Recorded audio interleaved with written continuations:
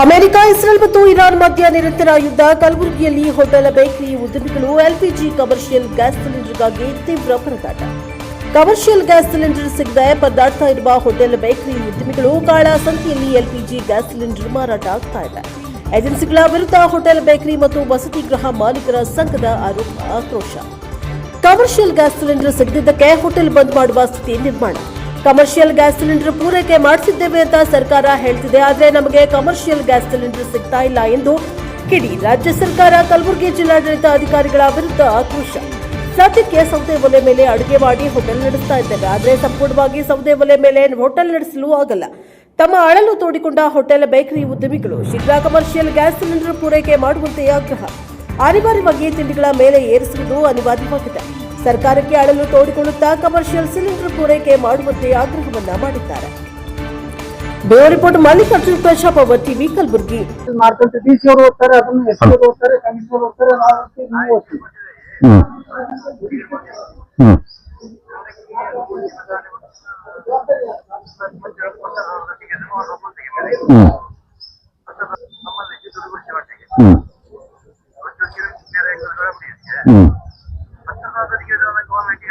ಪೂಜಾ ಸಿಗ್ತಾ ಇಲ್ಲ ಅನ್ನೋದು ನಮ್ಗೆ ಬ್ಲ್ಯಾಕ್ ಕೂಡ ಸಿಗಲಿಲ್ಲ.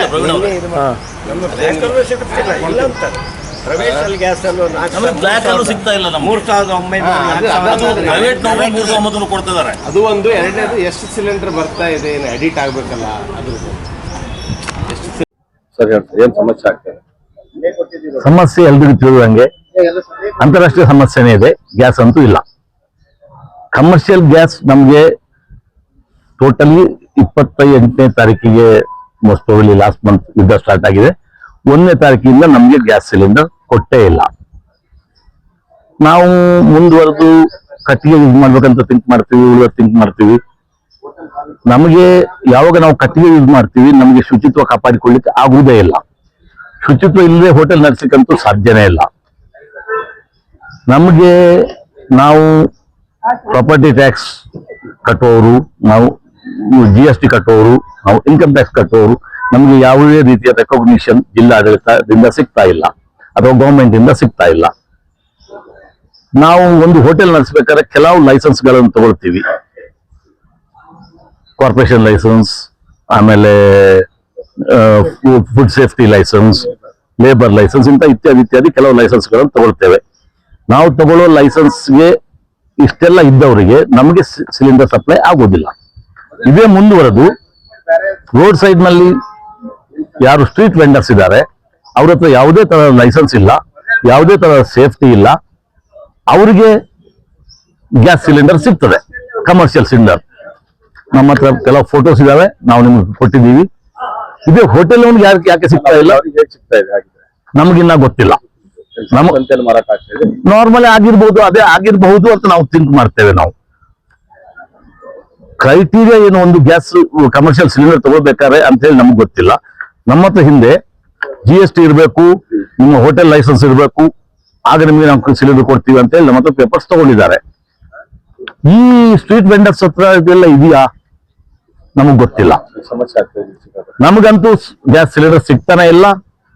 ನಾವು ಈಗ ಪ್ರೈವೇಟ್ ಗ್ಯಾಸ್ನವ್ರು ನಮ್ಗೆ ಗ್ಯಾಸ್ ಕೊಡ್ತಾ ಇದ್ದಾರೆ, 4,350 ಚಾರ್ಜ್ ಮಾಡ್ತಾ ಇದ್ದಾರೆ. ಯಾವ ಗ್ಯಾಸ್ಗೆ ನಾವು 1,650 ಕೊಡ್ತಾ ಇದ್ವಿ, ಅಂದ್ರೆ 3 ಪಟ್ಟಿಗೆ ಕೊಡ್ತಾ ಇದ್ದೇವೆ. ನಾವು ಸರ್ವೈವ್ ಆಗುದು ಹೇಗೆ ಅಂತ ನಮ್ಗಂತೂ ಗೊತ್ತಿಲ್ಲ. ನಾವು ಸರ್ವೈವ್ ಆಗ್ಬೇಕಂದ್ರೆ ನ್ಯಾಚುರಲಿ ನಮ್ಮ ರೇಟ್ಸ್ ಏರಿಸಬೇಕು. ನಮ್ಮ ರೇಟ್ಸ್ ಏರಿಸಿದ್ರೆ ಅದು ಗ್ರಾಹಕರ ಮೇಲೆ ಬರೆ ಬೀಳ್ತದೆ. ಇಲ್ಲಿ ತನಕ ನಾವು ಹೇಗೋ ನಡ್ಸ್ಕೊಂಡು ಹೋಗ್ತಾ ಇದ್ದೇವೆ. ಇನ್ನು 2 ದಾರಿ ಉಳಿತು. ಒಂದು, ನಾವು ನಮ್ಮ ರೇಟ್ ಅನ್ನು ಎಕ್ಸಾಬ್ಡೆಂಟ್ ಆಗಿ ಏರಿಸಬೇಕು. ಇದು 3 ಪಟ್ಟು ಆಗ್ಬೇಕಾದ್ರೆ ನಾವು ಎಷ್ಟು ಏರಿಸಬೇಕಂತ ತಾವು ಆಲೋಚನೆ ಮಾಡಬಹುದು. ಆ ರೇಟ್ ಏರಿಸಬೇಕು, ಇಲ್ಲ ನಮ್ಮ ಹೋಟೆಲ್ಗಳನ್ನು ಬಂದ್ ಮಾಡಬೇಕು. 2 ಆಪ್ಷನ್. ನಾವು ಹೋಟೆಲ್ ಬಂದ್ ಮಾಡಿದ್ರೆ ಮುಂದೆ ಏನಾಗ್ತದೆ, ನಮ್ಮ ಕಾರ್ಮಿಕರಿಗೆ ಏನೂ ಕೆಲಸ ಇಲ್ಲ ಅಂತ ಆಗ್ತದೆ. ಹಸಿರು ಬಂದವರಿಗೆ, ಬಾಯರಿ ಬಂದವರಿಗೆ ನೀರು ಕೊಡೋರು, ಊಟ ಕೊಡೋರು ಯಾರು ಇರಂಗಿಲ್ಲ. ಈ ನೋವು ನಮ್ಮನ್ನು ಇಲ್ಲಿ ತನಕ ನಡ್ಸ್ಕೊಂಡು ಬರ್ಲಿಕ್ಕೆ ಆಸ್ಪದ ಮಾಡಿಕೊಟ್ಟಿದೆ. ಮುಂದೆ ನಾವು ಎಲ್ಲಿ ತನಕ ವಿಸ್ಟ್ಯಾಂಡ್ ಮಾಡ್ಬೋದು ಅಲ್ಲಿ ತನಕ ವಿಸ್ಟ್ಯಾಂಡ್ ಮಾಡ್ತೀವಿ. ನಮ್ಮ ವಿಸ್ಟ್ಯಾಂಡ್ ಕೆಪಾಸಿಟಿ ಮುಗಿತಾ ಬಂತು. ನಾವು ಹಾಗಾಗಿ ಇವತ್ತು ಇದನ್ನು ಸಂಬಂಧಪಟ್ಟವರಿಗೆ ಆಲ್ರೆಡಿ ನಾವು DC ಅವರಿಗೆ ಒಂದ್ಸಲ ಹೇಳಿದ್ದೀವಿ, ಲೆಟರ್ ಕೊಟ್ಟಿದ್ದಾರೆ. ಅದಕ್ಕೇನೋ ಅವ್ರು ಕ್ರಮ ಕೈಗೊಂಡಿಲ್ಲ. ನಿಮ್ಮ ಸಹ ಎಷ್ಟು ಅವೈಲೇಬಲ್ ಆಗ್ತಾ ಇದೆ ಸಿಲಿಂಡರ್ ಆಗ್ತಾ ಇದೆ? ಈಗ ಸುಮಾರು 1 ತಿಂಗಳಿಂದ ನಮಗೆ ಬರೀ 3 ಸಿಲಿಂಡರ್ ಸಿಕ್ಕಿದೆ. 3 ಸಿಲಿಂಡರ್.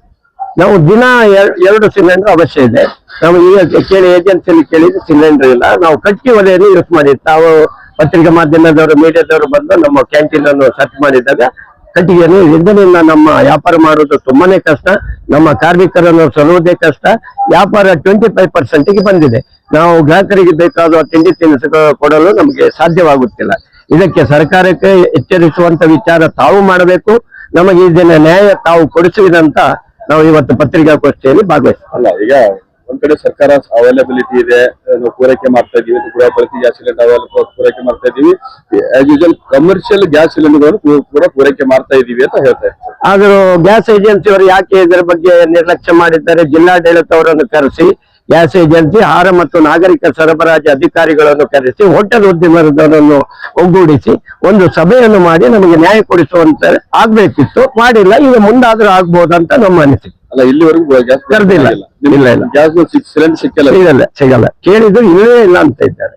ಸಾಧಾರಣ 5 ಸಿಲಿಂಡರ್ ಮಾಡುವಲ್ಲಿ ಅವರಿಗೂ 2 ಸಿಕ್ಕಿಲ್ಲ. ಸಾಧಾರಣ ಅಂಕಿ ಅಂಶ ತಾವು ತಿಳ್ಕೊಳ್ಬಹುದು. 1 ತಿಂಗಳಿಂದ ಎಷ್ಟು ಹೇಗೆ ನಡೆಸ್ತಾ ಇದ್ದೀರಿ?